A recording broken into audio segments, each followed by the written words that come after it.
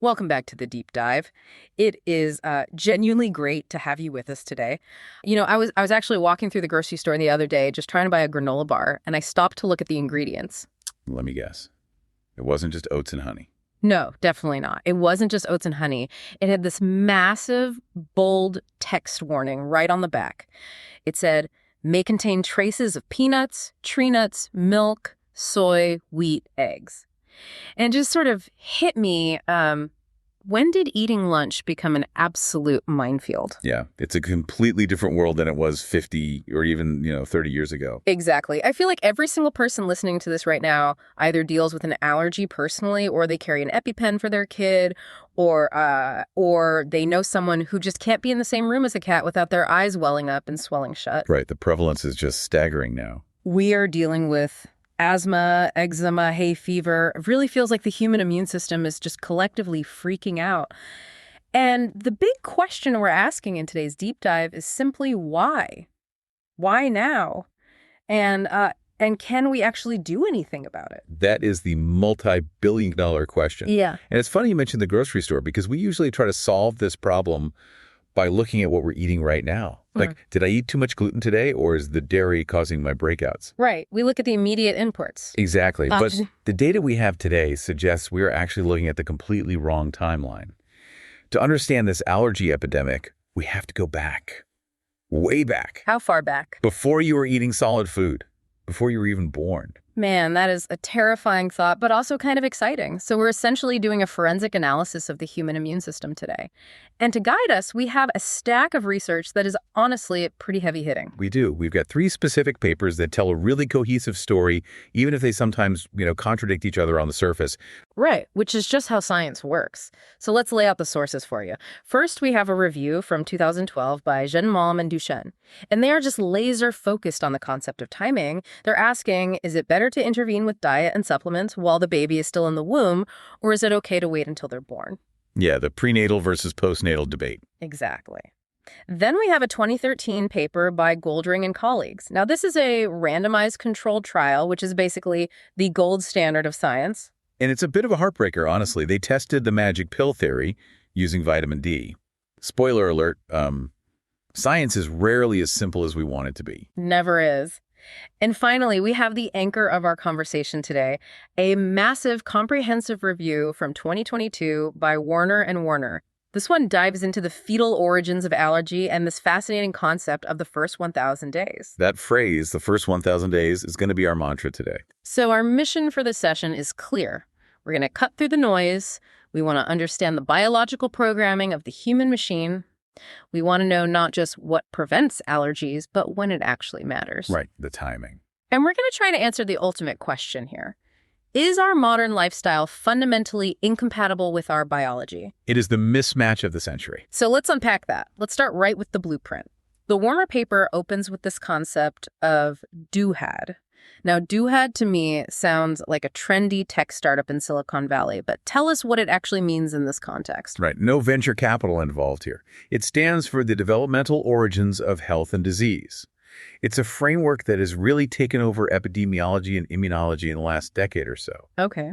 The basic premise is that your long-term health, your risk of heart disease, obesity, metabolic issues, and yes, allergies, is largely determined or programmed during a very specific window of time. And that window is the first 1,000 days we mentioned. Exactly. And we are defining that strictly. It's from the exact moment of conception to the child's second birthday. That's roughly 270 days of pregnancy plus 730 days of infancy. Wow. So essentially, by the time a kid is blowing out the candles on their second birthday cake, the concrete has already set on their immune system. To a very large extent, yes. The plasticity, meaning the body's ability to fundamentally change its baseline programming, drops off significantly after that second birthday. The Warner Review brings up an incredible evolutionary hypothesis to explain why this period is so critical. They call it the mismatch. I love this concept. This is the whole Stone Age body in a space age world idea, right? That's the pop culture way to say it, definitely. Yep. But biologically, it's about predictive adaptation. Think about it this way. When a fetus is developing in the womb, it is in a dark, completely isolated environment. Right. It doesn't know what's happening outside. It has no eyes on the outside world. It relies entirely on signals from the mother to understand the environment it's about to be born into. It's like checking the weather report before it steps outside. That is a perfect analogy. The fetus is packing its suitcase based on mom's signals. Hormones, nutrients, stress levels, these are the weather report. If the mom is highly stressed or if food is scarce, the fetus receives a chemical signal that basically says the world is harsh, resources are incredibly low, prepare for survival. So the fetus actually programs its metabolism to hoard calories and its immune system to be hypervigilant. Exactly. It packs a heavy parka and snow boots because the maternal forecast says blizzard.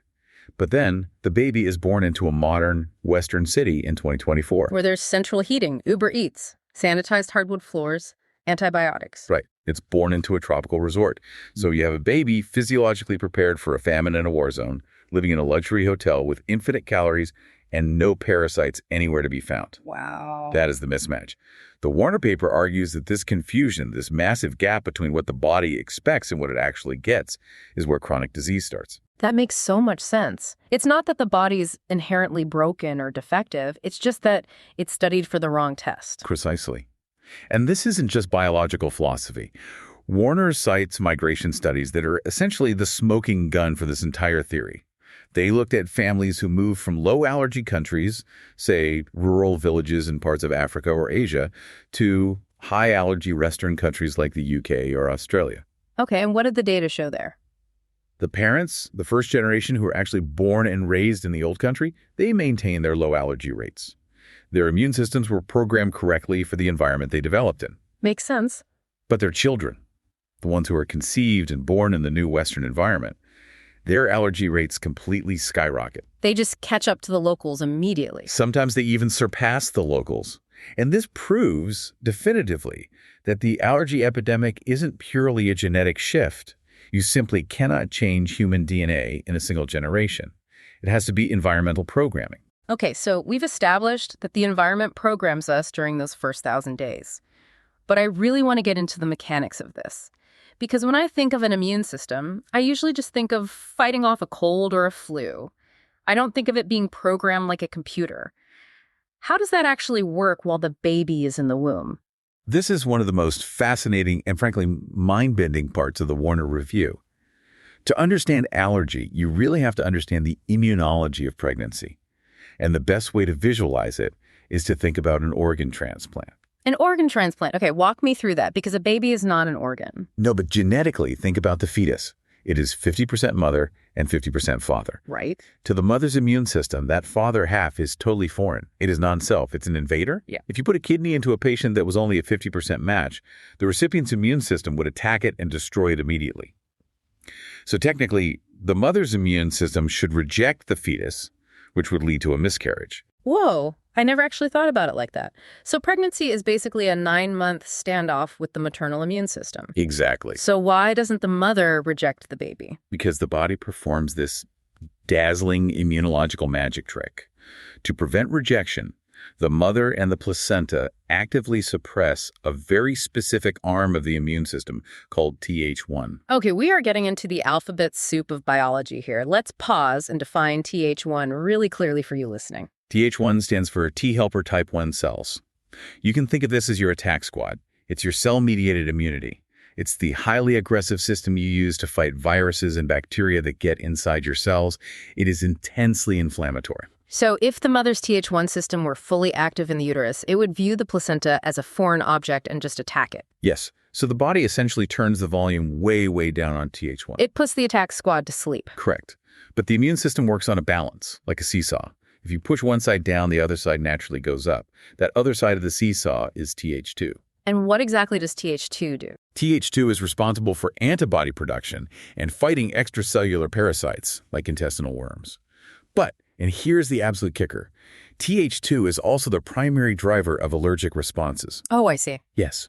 It's the system that tells your body to freak out over pollen or dust mites or peanut protein. It's what triggers the release of IgE antibodies and histamine. I see exactly where this is going. So to stay pregnant without rejecting the baby, the mother is forced to create a Th2 dominant environment. Exactly. She has to be allergic prone in order to be pregnant prone. And because the baby is developing in that specific biochemical soup, literally floating in a Th2 environment for 9 months, every single human baby is born with a Th2 bias. Wow. We are all born leaning toward allergy. It is our default human factory setting. That explains so much. That explains why little babies get eczema and rashes so easily. We're literally all born a little bit allergic. We are all born with the potential and the inclination to be allergic. Now, in a normal evolutionary scenario, let's call it the old world, the baby is born and immediately gets hit with an absolute barrage of microbes. Bacteria from the birth canal, dirt, germs from older siblings, animals, maybe even a mild infection early on. It's a classic farm effect. Right. This microbial exposure is a wake-up call. It forces the infant's immune system to activate its Th1 side to fight these potential threats. The seesaw finally balances out. The Th2 bias recedes, the Th1 comes up, and you get a healthy, balanced kid who isn't allergic to everything they touch. But in our mismatched modern world, C-sections. Broad-spectrum antibiotics given right at birth. Sterile, bleached homes. No pets. Hand sanitizer on every counter. The baby simply doesn't get that microbial boot camp. the switch never flips. Exactly. The switch never flips. The immune system stays stuck in that fetal Th2 mode. And a persistent Th2 mode equals chronic eczema, asthma, and food allergies. That is the big aha moment right there. It's not just that we are exposed to weird new chemicals or toxins. It's that we actually aren't getting the natural signals needed to turn off our fetal programming. Precisely. The Warner paper formally calls it a failure of immune maturation. The immune system is basically stuck in Peter Pan mode. It never grows up. So if the root problem is this faulty programming, the solution must be reprogramming, right? Or, better yet, programming it correctly in the first place before the window closes. Which leads us directly to our second source, the Genmom and DOHaD paper. Right, from 2012. They asked the most logical question.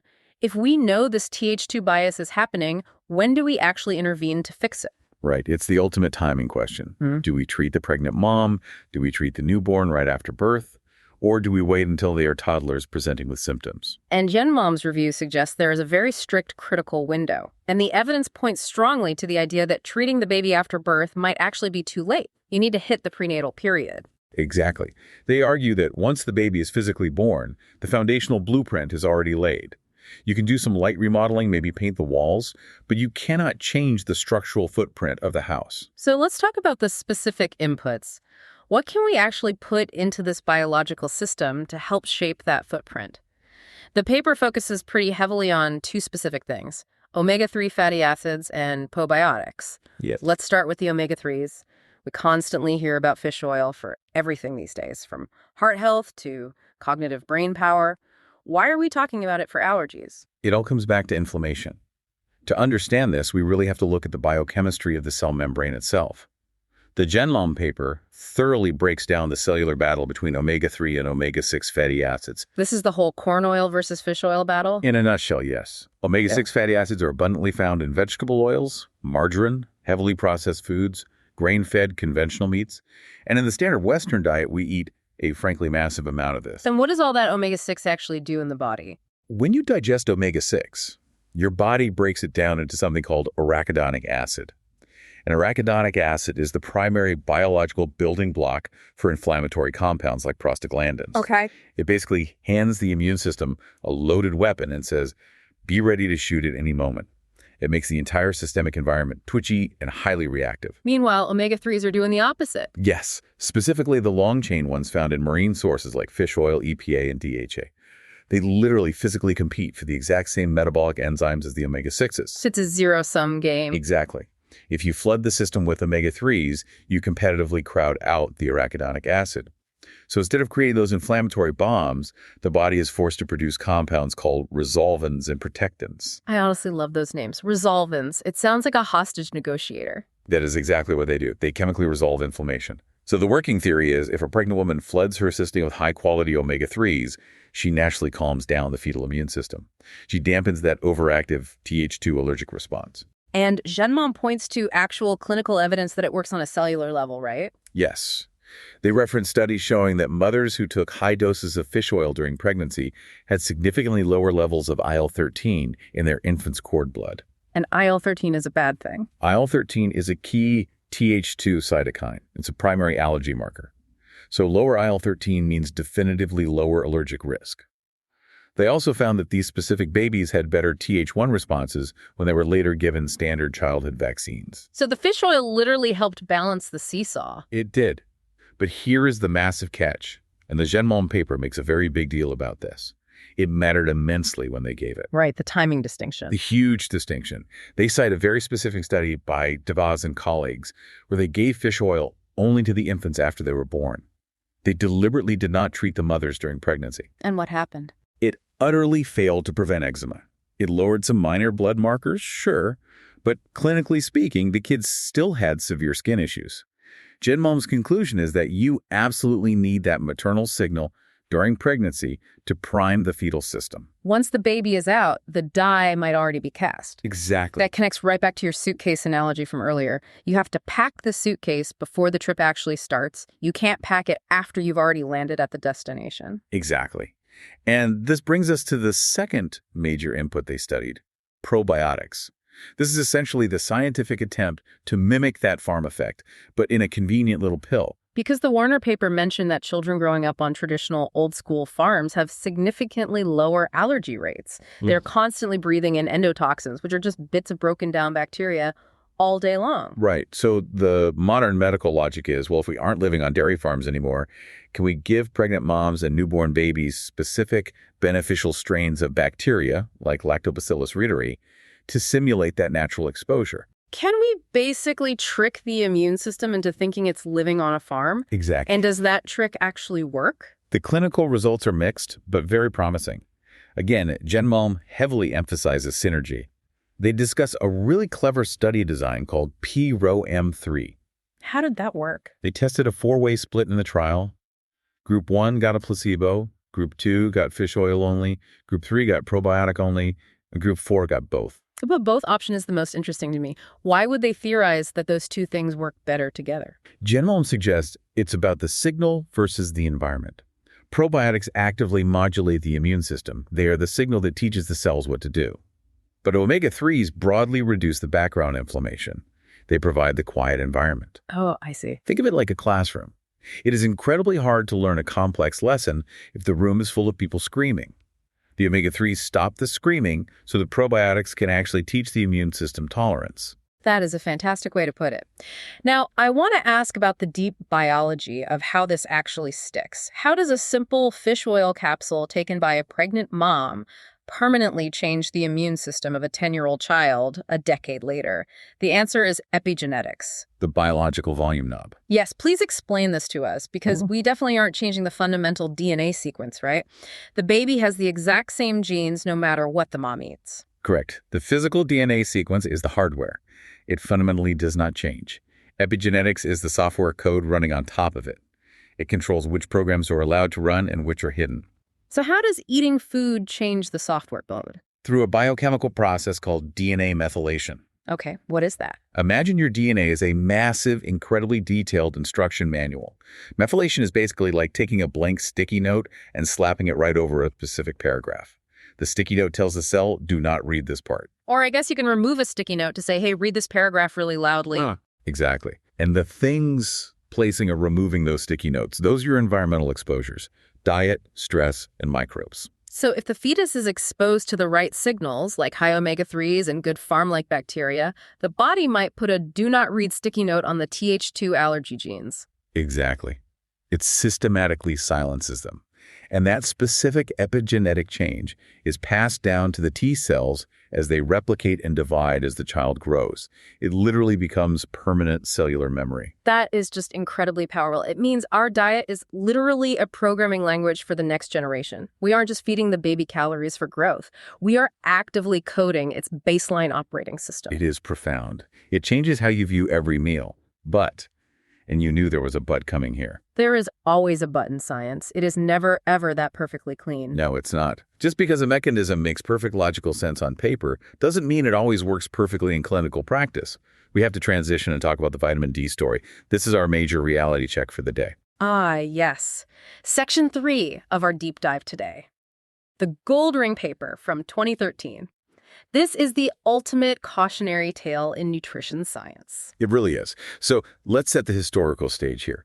Around 2010, vitamin D was the absolute golden child of immunology. Everyone in the field was talking about it. Why? Because massive observational studies showed a remarkably clear pattern.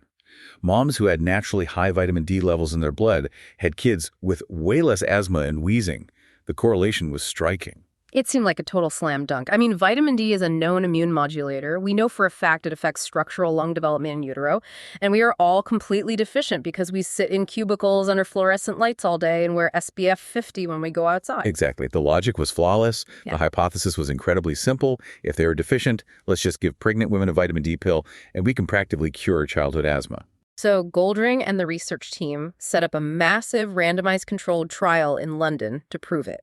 This wasn't just a retroactive survey. This was a direct proactive intervention. They wanted to prove the magic pill theory once and for all. And they really did not mess around with the dosage protocol either. No, they went big. They had a control group getting absolutely nothing, which, looking back at the baseline blood work, really shows just how severely deficient the general population was. Very deficient. Then they had a standard group getting 800 IU daily, which is a normal over-the-counter dose. Right. And then they had a third group, the bolus group. The bolus. A single massive one-time dose of 200,000 IU. That is just a huge amount. It's a true megadose. Why so much? The clinical idea was to completely flood the system all at once and ensure the blood level stayed consistently high throughout the remainder of the pregnancy. They started this intervention at exactly 27 weeks gestation. And they recruited a very ethnically diverse group of women, right? Asian, Middle Eastern, Black, white. Yes.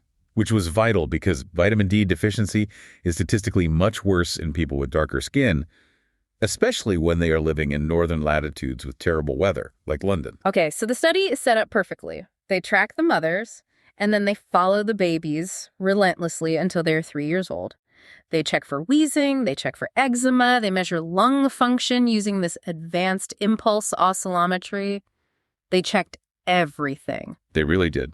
And the final results were tremendously disappointing. Just a complete flat line? Completely. There was absolutely no statistical difference in wheeze ever at age 3 between the moms who took the huge bolus doses and the moms who took nothing at all. Wow. No difference in eczema rates, no difference in airway lung function, no difference in IgE antibody levels, nothing. That is a massive plot twist. I mean, based on the observational data, you would expect to see at least something, even a slight trend.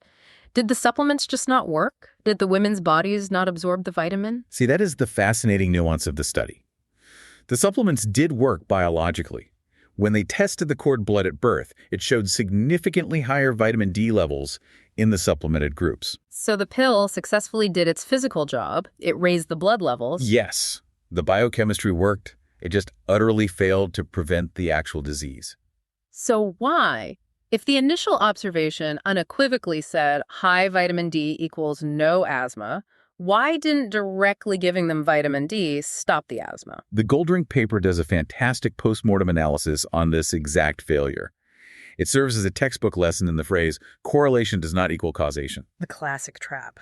It is highly likely that the women in those early observational studies who had naturally high vitamin D were also doing a bunch of other very healthy things. Right, the healthy user effect. Exactly. People with high natural vitamin D levels probably exercise much more, eat a significantly better diet, and crucially, they spend a lot more time outside in nature. And being outside exposes you to the sun, yes, which makes vitamin D, but it also exposes you to all those microbes we talked about. The biodiversity, exactly.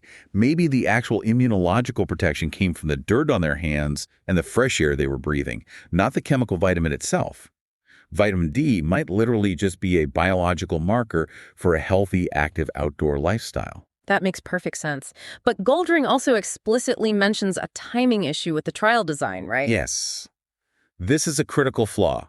They started the supplementation intervention at 27 weeks gestation. Which is the third trimester. Is that just too late in the game? Goldring strongly argues that it might be.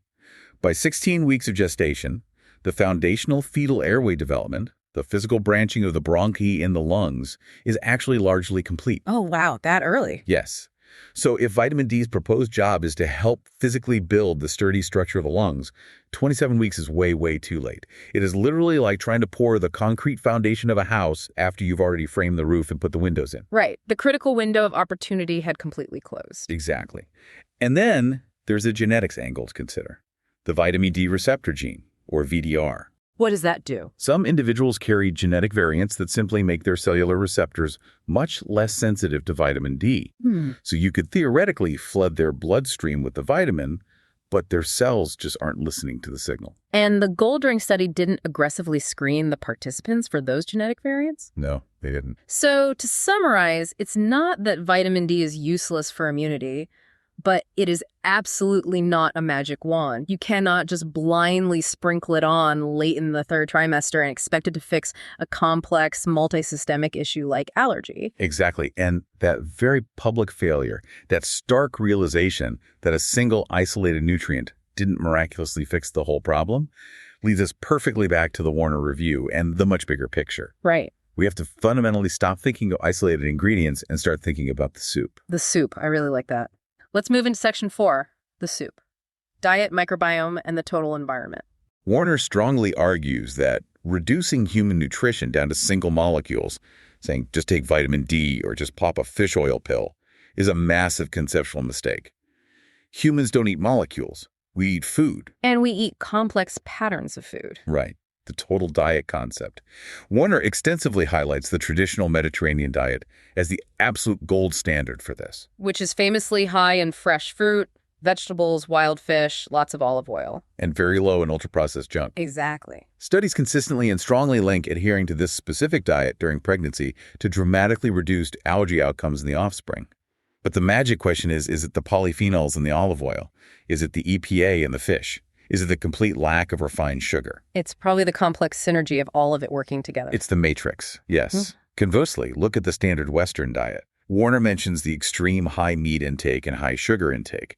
They discuss a very specific inflammatory mechanism involving AGEs. AGs, as in advanced glycation end products? Yes.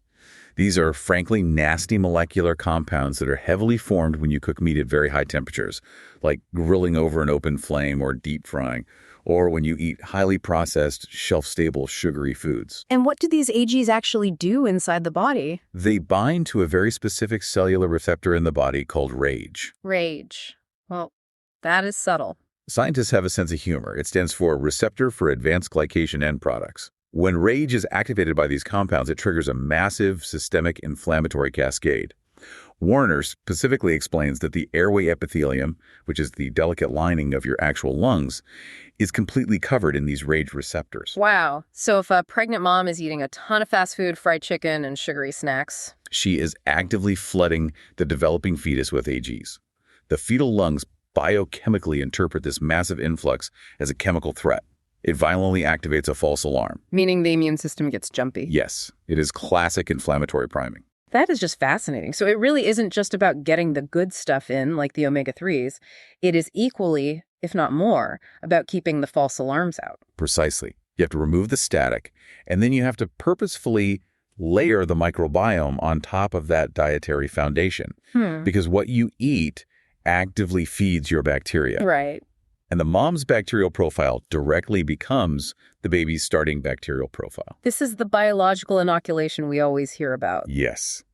During a standard vaginal delivery, the infant physically swallows the mother's vaginal and gut microbes. This is the crucial starter pack for their entire immune system. Which naturally brings us back to the topic of C-sections as a major disruptor. Warner points out very clearly that C-sections are highly associated with significantly higher asthma and food allergy risks. Because the baby entirely misses that crucial microbial transfer in the birth canal. Exactly. Instead of the complex, protective maternal gut bacteria, they get colonized by whatever ambient skin bacteria is floating around the operating room, like Staphylococcus. It's like planting the completely wrong seed for the garden you want to grow. That's exactly it. But Warner also thankfully mentions a biological workaround for this, right? Breastfeeding. Yes, the breast milk rescue. Breast milk is an incredibly complex living fluid. It explicitly contains human milk oligosaccharides. Right. These are highly complex sugars that the newborn baby actually cannot digest at all. Wait, if the baby can't digest them, why does the mother spend energy making them? Because they aren't for the baby. They are specifically to feed the gut bacteria. It is literal biological fertilizer for the infant's microbiome. Breastfeeding can partially fix the severe dysbiosis caused by a C-section or early antibiotics. It actively helps the good bacteria catch up and dominate. So it's essentially a biological backup generator for the immune system. To a certain extent, yes. But we can't ignore the fact that antibiotics themselves are a massive systemic disruptor. Warner notes that even maternal antibiotic use during pregnancy is directly linked to higher rates of eczema in the offspring. Because it indiscriminately wipes out the maternal biodiversity right when the fetal suitcase is actively being packed. Exactly. It sends a completely warped weather report. Man. I want to touch on one more specific thing from the Warner paper that absolutely floored me when I read it. The grandmother effect. Oh, this is pure, unadulterated epigenetics. This is the part of the paper where your brain really starts to hurt a little bit trying to comprehend the timeline. They confidently started that if a grandmother smokes cigarettes, the grandchild actually has a measurably higher risk of developing childhood asthma, even if the mother herself never smoked a single cigarette. That is just haunting. Please explain the actual biology there, because it sounds like magic. It's all based on fetal development timelines. Yeah. A female fetus physically develops all of her lifelong supply of eggs while she's still actively growing inside her own mother's womb. Right. So let's trace the physical lineage. Your grandmother is pregnant with your mother. Inside your rapidly developing mother, her tiny ovaries are forming. Inside those fetal ovaries are the very specific eggs that will, decades later, eventually become you. So, biologically speaking, I was physically present inside my grandmother's womb. As a tiny, unfertilized egg, yes, you were. So if your grandmother heavily smoked while she was pregnant with your mom, she was actively chemically exposing that specific egg you to all of those aerosolized toxins. Oh. It truly drives home the profound point that human immunology is a multi-generational relay race. We are physically carrying the epigenetic baton that was passed by our grandmothers. And we are inevitably going to pass it to our own grandchildren. That is exactly why the whole first 1,000 days concept is such a critical bottleneck. It's the narrow window where all these intersecting generations of influence squeeze through at once. It really puts a massive amount of weight on that specific time period, doesn't it? It does. It feels incredibly heavy. But let's try to lighten the load a bit for everyone listening. We have systematically covered the blueprint, the specific nutrient inputs, the failed magic pill of vitamin D, and the complex biological soup. Now, let's land the plane. Let's do it. What does all of this deeply complex science actually mean for the listener, the learner out there who actively wants to apply this to their own life? Right. If you are actively planning a family, or honestly just deeply interested in long-term human health, there are very practical, actionable takeaways here. We definitely don't want to leave people feeling completely helpless against their genes. Let's start right with the daily diet. Based on the totality of the evidence, the GenMom review, the Warner synthesis, all of it, what is the final scientific verdict? The clear verdict is categorically do not rely on the isolated magic pill. Eat the whole fish. Don't just mindlessly take the processed capsule.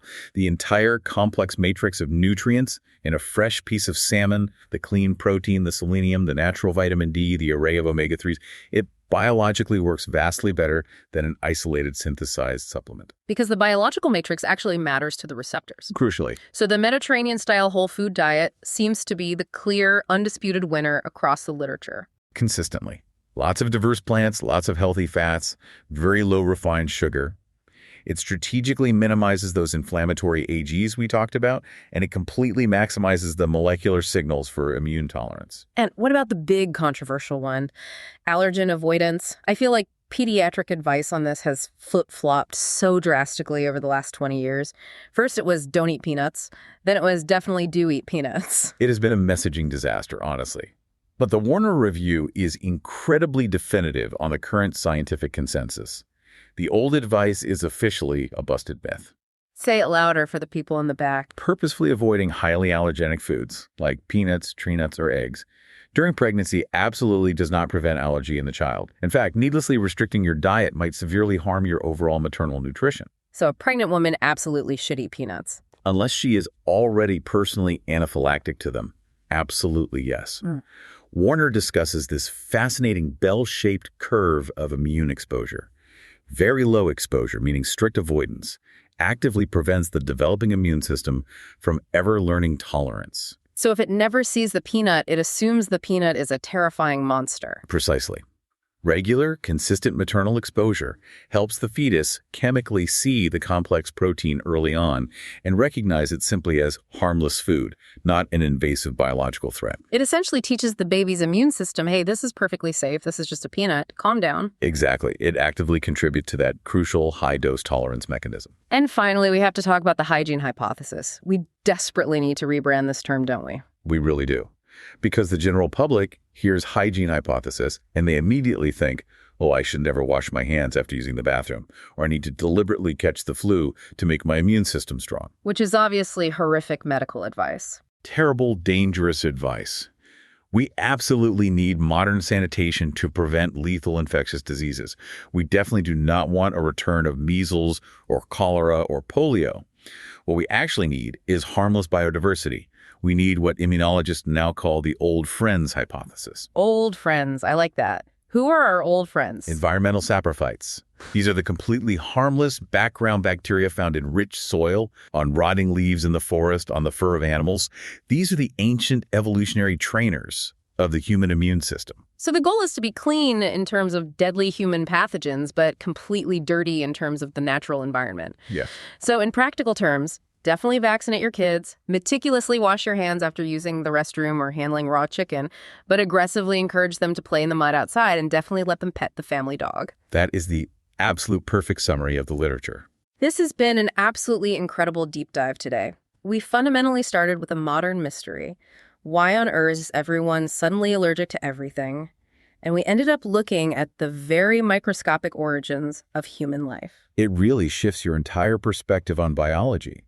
The human immune system isn't just a blind defense force waiting for an attack. It's a highly detailed historical record. It is a literal biochemical logbook of exactly what your mother ate, what your grandmother breathed in, and what specific microbes you personally met on your very first day on Earth. And while we obviously can't build a time machine and change the past, truly understanding this mechanism prevents us from wasting massive amounts of time and money on false magic pills, like that massive dose of vitamin D at 27 weeks, and instead focuses us intensely on the foundational things that actually matter. Whole foods, microbiome health, and diverse environmental exposure. Absolutely. Now, I want to leave the listeners with a final, slightly provocative thought today, something for you to really chew on after the episode ends. We talked at length about the mismatch. Stone Age bodies completely trapped in a modern, sanitized world. Right. We obviously can't easily tear down our modern cities and go back to living in dirt caves as hunter-gatherers, and honestly, we probably wouldn't want to, even if we could. I definitely don't. I'm very fond of my air conditioning and indoor plumbing. Right. So if we realistically cannot change the physical environment back to the Stone Age, are we just biologically destined to be a chronically allergic species forever? Is this just the unavoidable physical price of modernity? Or, and here's the really sci-fi part to ponder, Oh boy.